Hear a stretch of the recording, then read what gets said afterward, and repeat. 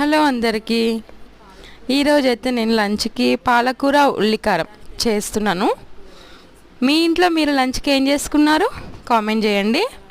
నేనైతే పాలకూర ఉల్లికారానికి ఉల్లిపాయ కట్ చేసి పెట్టుకున్నాను, వెల్లుల్లి తీసి పెట్టుకున్నాను. ఇవన్నీ కలిపి నేను ఉల్లిపాయ, వెల్లుల్లి, కొంచెం ఉప్పు, కారం, లైట్గా పసుపు వేసుకుంటున్నాను.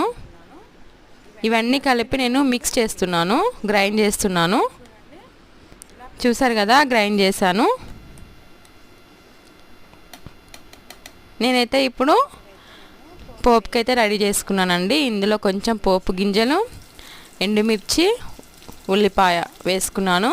లాస్ట్లో కొంచెం కరివేపాకు వేసుకొని ఇందులో గ్రేవీ అయితే వేసేసాను. గ్రేవీ మొత్తం వేసుకొని కొంచెం కలుపుకుంటూ ఉన్నాను. గ్రేవీ మొత్తం మంచిగా దగ్గరికి అయ్యి ఆయిల్ పైకి వస్తుందండి. అప్పుడు మనకి మంచిగా కుక్ అయినట్టు.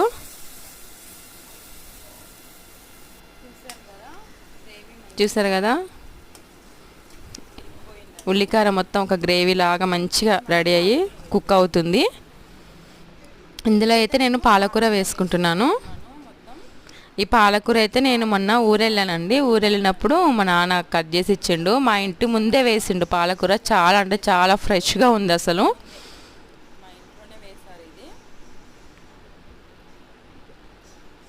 ఇది వేసుకొని మంచిగా కలుపుకుంటున్నాను.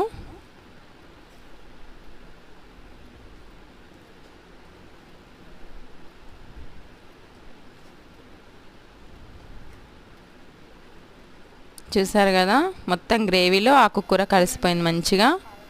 మంచిగా కుక్ అవుతుంది. ఇంకా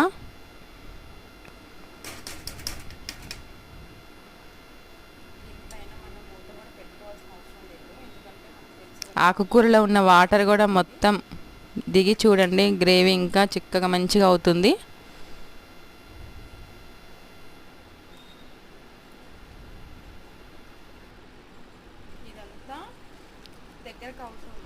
ఆకుకూర మంచిగా దగ్గరకు అవుతుందండి. చూసారు కదా, మంచిగా కుక్ అయింది.